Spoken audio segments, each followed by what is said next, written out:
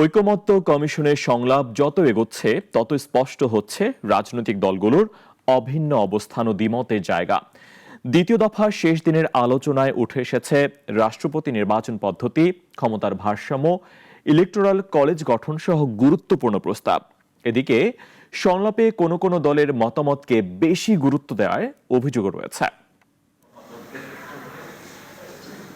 ঐকমত্য কমিশনের দ্বিতীয় দফার শেষ দিনে সংলাপ শুরু হয় সকাল থেকেই। ফরেন সার্ভিস একাডেমিতে একে একে আসেন রাজনৈতিক দলগুলোর প্রতিনিধি দল। এনসিসি গঠনে গতকাল দলগুলো একমত না হওয়ায় আজও চলে আলোচনা। সংলাপের শুরুতে রাষ্ট্রপতি নির্বাচন প্রক্রিয়া ও ক্ষমতার পরিসর নিয়ে সমঝোতায় পৌঁছানোর চেষ্টার কথা জানায় কমিশন। জুলাই মাসের মধ্যেই এইটার একটা চূড়ান্ত পরিণতি জায়গায় যেতে হবে, একটি জাতীয় সনদ তৈরি করতে হবে। তো সেই জন্য আপনাদের সকলের সহযোগিতা এবং আন্তরিকতা এতদিন আমরা যেভাবে পেয়েছি, আমরা আশা করছি যে এটা অব্যাহত থাকবে। আজও সংলাপে অংশ নেয় প্রায় ৩০টি রাজনৈতিক দল। দুপুরে প্রথম পর্ব শেষে কথা বলেন দলগুলোর মুখপাত্ররা। জানান, আজ আলোচনায় ছিল রাষ্ট্রপতি নির্বাচন প্রক্রিয়া আর প্রধানমন্ত্রী ও রাষ্ট্রপতির ক্ষমতার ভারসাম্য প্রসঙ্গ।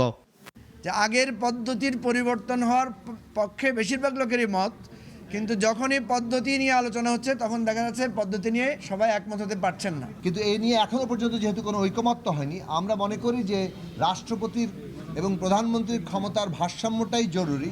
রাষ্ট্রপতি নির্বাচন প্রক্রিয়াটাকে একটা ইলেকট্রাল কলেজের মধ্যে যতটুকু ন্যূনতম ঐকমত্য হয় সেই প্রশ্নে আমরা ছাড় দিতে প্রস্তুত আছি।